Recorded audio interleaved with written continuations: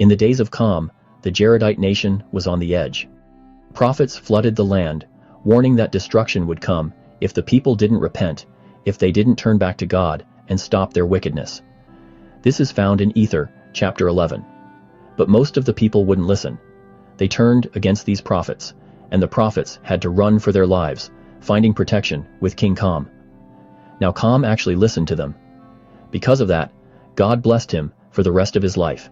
He lived to a good old age, handing the throne to his son, Shiblam.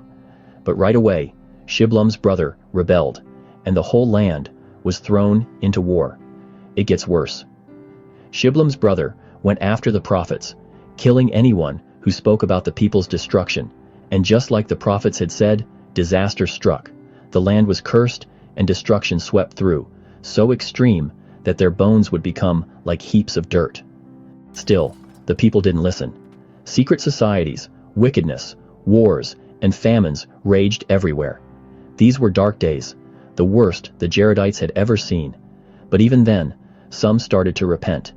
And every time they did, the Lord showed them mercy. It was a glimmer of hope in all that chaos. Still, Shiblam was killed, and Seth, his successor, was taken captive, living out his days in captivity. Seth's son, Aha, finally took the throne, but his rule was short and violent. He was just as wicked as those before him, and blood flowed. After him, Etham ruled, and he too chose evil. During Etham's time, more prophets showed up, begging the people to repent.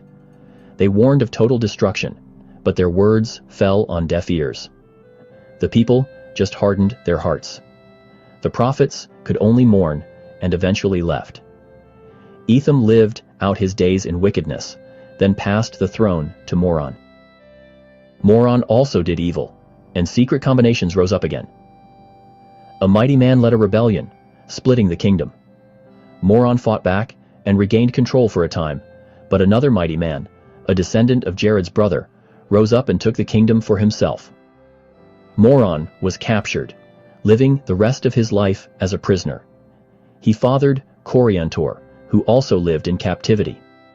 During Coriantor's time, prophets returned, warning that if the people didn't repent, God would bring total destruction and give the land to another people, just like he had brought their ancestors there. But the warnings did no good.